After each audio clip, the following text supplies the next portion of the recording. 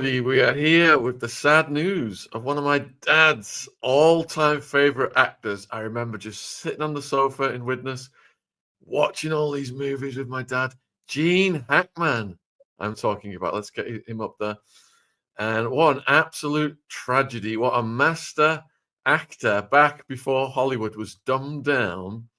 But the news pertaining to his death is strange, to say the least.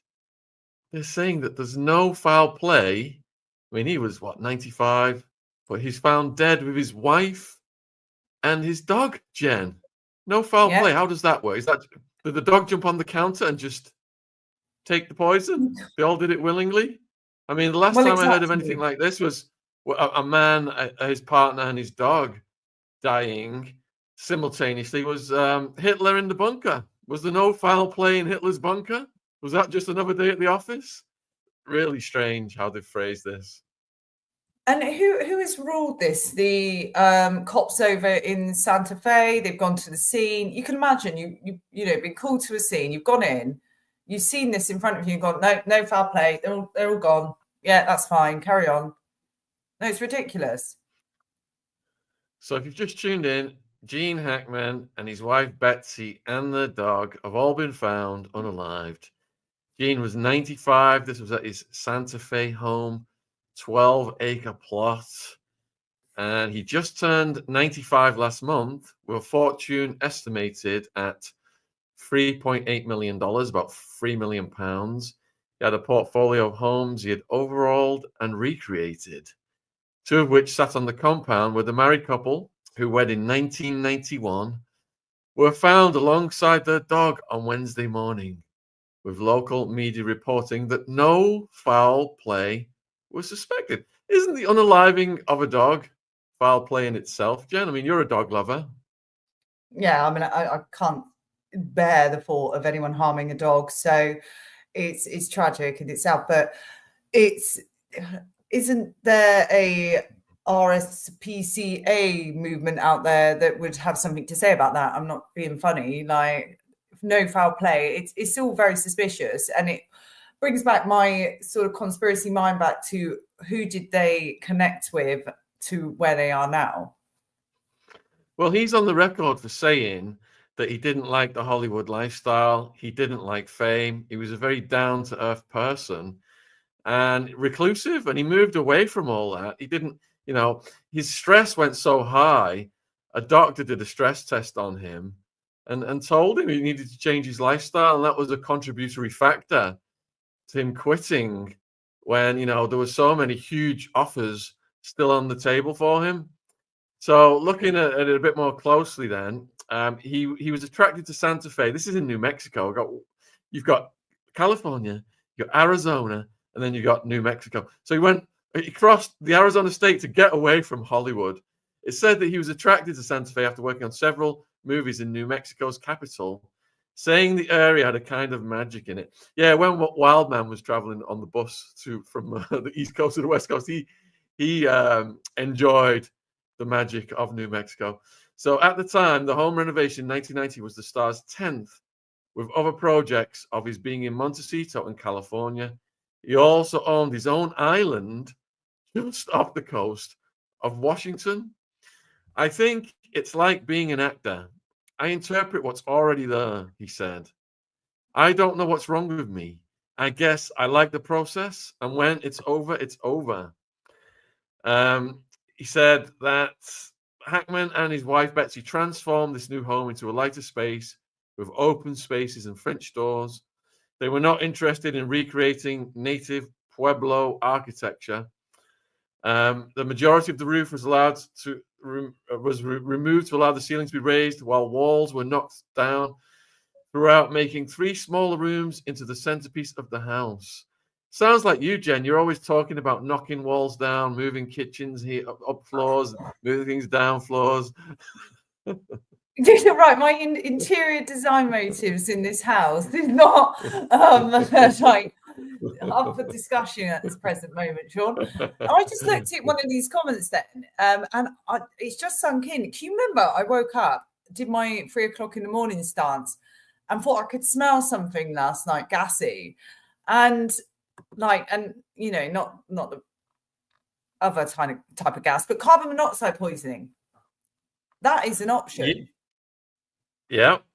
Oh, That you would, think that this could have happened accidentally and just some kind of gas leak could have wiped all three of them out? yeah. Because remember, I got up in the middle of the night and I said, Shaun, I can smell something. You're like, is it gas?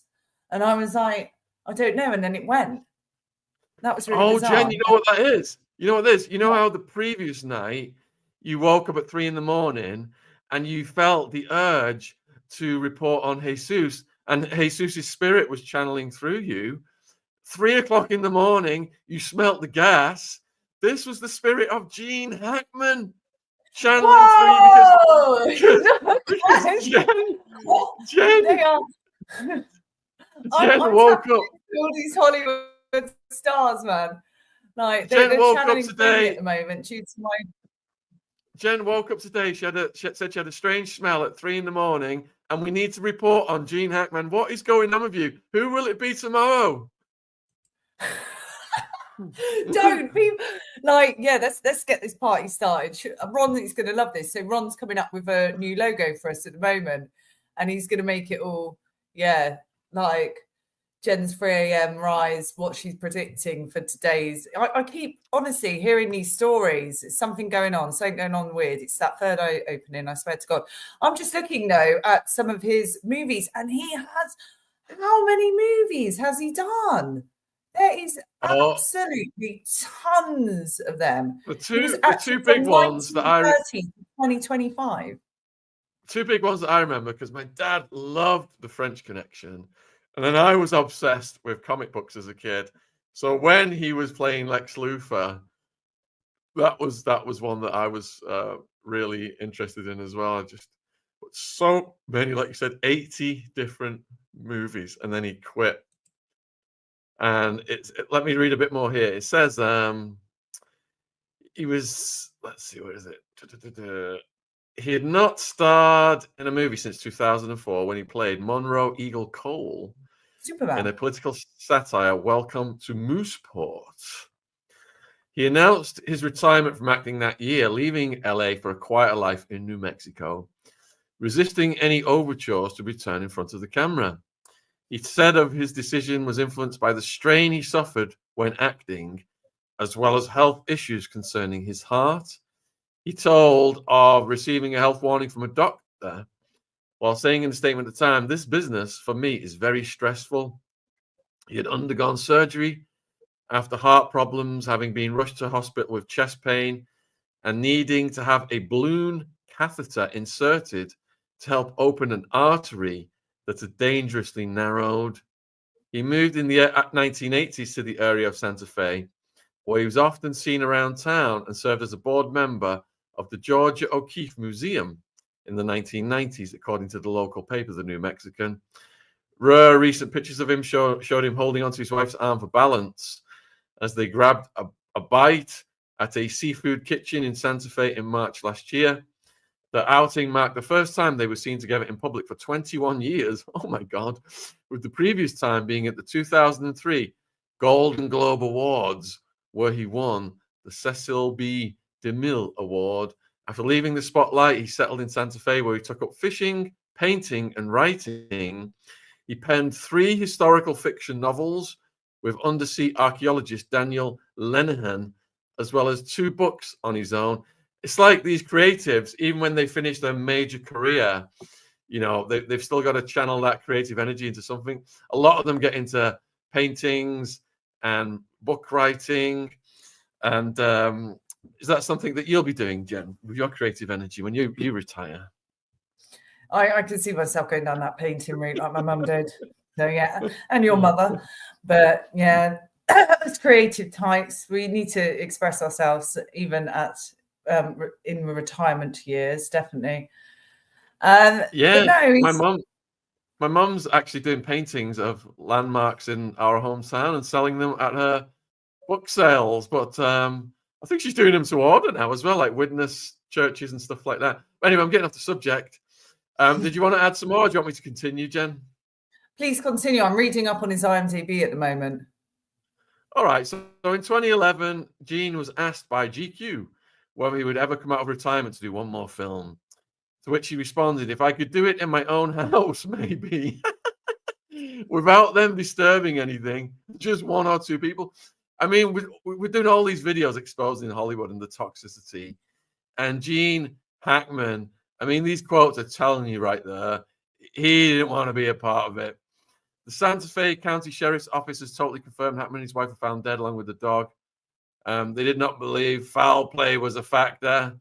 Police statement shared with the PA said, it was at 1:45 p.m. Santa Fe County Sheriff's deputies were dispatched to the address on Old Sunset Trail in Hyde Park. Gene 95, Betsy 64, and dog found deceased. Cause of death has not been determined.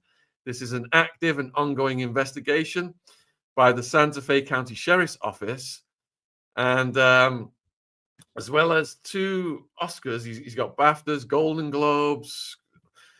I mean, on and on and on and on and on and on and on it goes. So the police are effectively saying, don't believe what the papers say at this present moment. So that's reassuring, obviously. But no, was he about to release an all-tau book? On Diddy. There's going to be, right, there are conspiracy theories out there. They will all connect to Diddy somehow. Anyone who's, you know, unaliving at the moment, it's all connecting back to Diddy. So there'll be something. He was also in the Marines. I think he lied about his age to enlist. He served from 47 to 52 as a field radio operator and then as a broadcast journalist. His Oscar for Best Actor in 1972 was Detective Jimmy Popeye Doyle in The French Connection, which is one of my dad's favorite movies. And then I was watching that as a kid. And then he took the Best Supporting Actor prize for his part in 1992 Western Unforgiven, another one of my dad's favorite movies. He went on to study journalism and TV production at the University of Illinois, and then pivoted to pursue an acting career. Are you going to pivot, Jen, away from me into something far more rewarding? I definitely spoke the other day about acting, no word of a lie, with someone I'm working on a documentary with, the cameraman. He cast loads of acting jobs, and I said, would I be a good actress? And he was like, maybe. I think he was being polite. No, I was just looking at his photo there, Gene, R.I.P. He looks quite similar to your father, doesn't he? That's quite bizarre. There is a face shape, her thin hair color, demeanor. Yeah, definitely there smile. is some similarities. Shout out to Derricus if you're watching. Which they probably won't. They're traveling the world. So he started with a few TV and theatre roles before breaking through in Bonnie and Clyde in 1967, which starred Warren Beatty and Faye Dunaway in the title roles. That display as Clyde Barrow's brother Buck landed him an Oscar nomination for Best Supporting. He also achieved Oscar nods for his role in the 1970s I Never Sang for My Father and 1980's thriller Mississippi Burning. He portrayed supervillain Lex Luthor. I love this one. In the 1978 Superman film, starring Christopher Reeve in the eponymous role, and Marlon Brando as Jor-El, Superman's biological father. He reprised the role for its subsequent sequels, Superman 2, Superman 4, The Quest for Peace. He acted opposite many heavyweights, including Al Pacino in The Scarecrow. Young Frankenstein. Me and Hammy just laughed our asses off at that one with Gene Wilder. They performed together in Bonnie and Clyde, as well as Warren Beatty and Diane Keaton in the 1981's Red. His other notable roles included The Poseidon Adventure, The Conversation, and Runaway Jury. And he was in the star-studded cast of Wes Anderson's The Royal Tenenbaums. So the other story we were going to talk about, Jen, we've got several people heading to America: Andrew Tate, Tristan Tate, and Keir Starmer. Right. I was just in the hairdressers, as you know. And yeah, I chat to the other women in there about what I was about to do and come on and talk about these guys. And I was like, I've got a theory. They have flown Keir Starmer out, sack him on the spot, and put Andrew Tate in his place. And one of the other women went in there. She's like, no, we will not allow that. We will not have Andrew Tate as our PM. And I said, well, who's making a bigger mess of the country? Keir Starmer? Or who's going to make a bigger mess? Andrew Tate. I'd probably go with Tate. I'd vote for Tate. I'm sorry, him or Tommy Robinson at this present moment. Yeah, there's loads of headlines from early January saying that Andrew Tate is eyeing for UK Prime Minister and has launched his own party, Bruv. And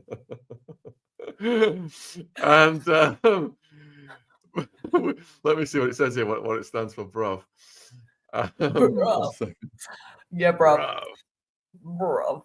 Right, I'm getting that. So Boris Johnson, bruv, stands for Britain Restoring Underlying Values. I mean, honestly, Jen, we had a grooming gang survivor on last night. Extremely brave lady, Tate. And I read in the news yesterday that Keir Starmer's party, Labour, has voted against an investigation into grooming gangs in London. Absolutely obscene. So you've got a prime minister who's enabling the GGs. He's trying to keep the war going in Ukraine so more young people can die for BlackRock and the military-industrial complex and oligarchs and Zelensky and his crew.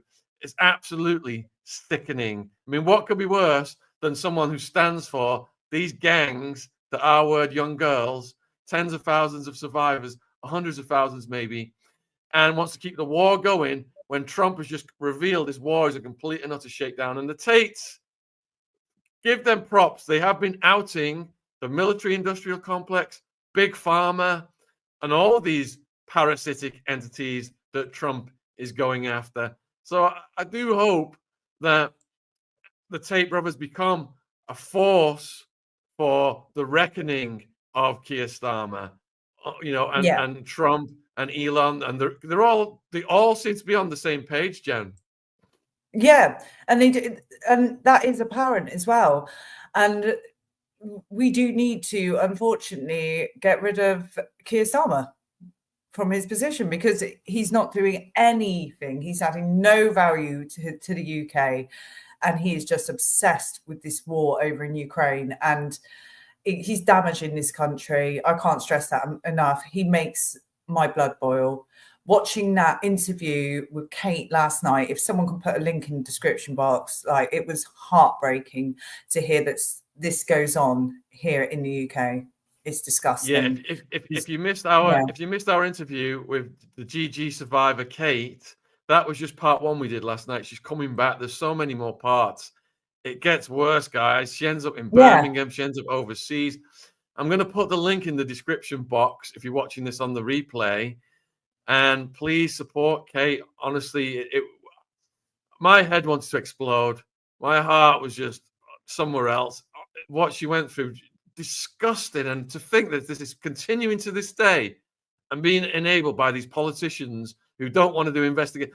The only two parties that wanted to do the investigation was Farage's party and the Conservatives. The Liberals, the Labour, the Green, all these woke parties shut down the investigation.